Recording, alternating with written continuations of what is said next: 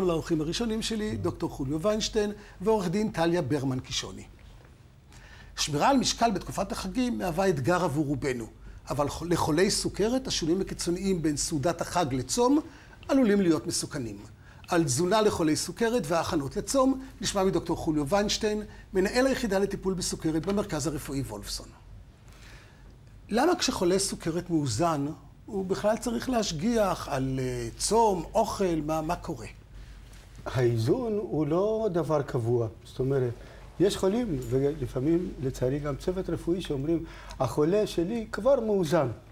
זאת אומרת, סוכרת זאת מחלה דינמית שמשתנה מיום ליום, מרגע לרגע. כלומר, מאוזן עכשיו יכול להיות לא מאוזן בעוד חצי שעה אחרי הוופלה הבאה. אתה יכול היום לבדוק באמצעות הנתונים שיש במחשוב של כל קופות החולים, את ההמוגלובין A1C, אותו מדד שאנחנו מדברים עליו, על איזון הסוכרת, ולראות שמדי 3 חודשים, יש חולים שזה פחות או יותר נשמר אותו ערך, אבל יש חולים שזה נע ונד, וזה עולה וזה יורד.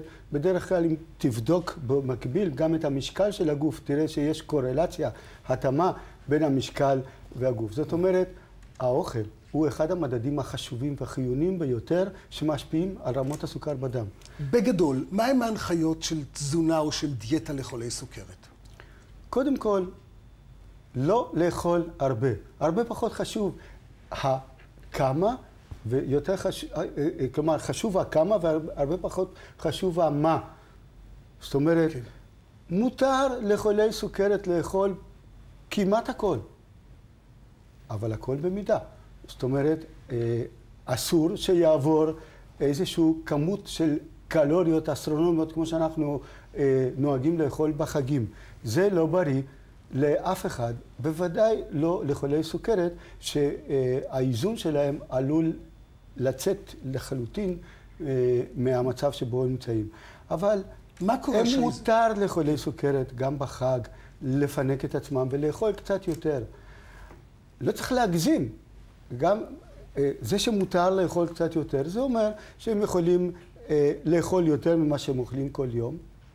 ואם הם חוטאים ואוכלים באמת, כי לא עמדו בפיתוי ואכלו גם מזה וגם מזה וגם מזה, אז יש טיפול שהם מקבלים. הטיפול צריך להיות בהתאם לחטא שהם עשו. מה שנקרא, החטא ועונשו. בדיוק. חטאת, אכלת יותר מדי, אתה צריך לטפל מיד בהתאם. אם אתה מזריק אינסולין ואתה מזריק 10 יחידות, כי ככה הרופא אמר לך, אבל הוא התכוון שכשאתה אוכל ארוחה שמכילה 300 או 500 קלוריות, אתה אוכל היום ארוחה של 2,000 קלוריות, שמכילה סוכרים זמינים ושמנת, ואני לא יודע, דברים שהם מעלים לך מיד את רמת הסוכר בדם, תבדוק את הסוכר ותזריק, לא 10, אלא 12, 14, 15, בהתאם למה שאכלת. אתה רואה, הראש שלי כבר חשב על 20 או 30, כי חשבתי, אם כבר חוטאים, אז חוטאים ואוכלים הרבה יותר קלוריות. עכשיו, אתה הזכרת גם שמנת. שמנת זה למעשה שומן, זה לא סוכר. זה גם יכול... שמנת מתוקה התכוונת. שמנת מתוקה, קצפת, כן. מה הסיבוך שיכול לקרות אם פתאום הסוכר עולה ל-400 ל-500? תראה, בדרך כלל הסוכר עולה לא לערכים כאלה, אלא ל-200, 250, 300. עדיין בערכים האלה בדרך כלל לא קורה שום דבר. זאת אומרת, החולה, מרביתם, יש כאלה שהם מאוד רגישים לתנודות כאלה ואחרות של סוכר, אבל בדרך כלל אנשים לא חשים כלום מרמת סוכר גבוהה, וזאת אחת הבעיות של המחלה, שזאת מחלה אסימפטומטית שלא כואבת.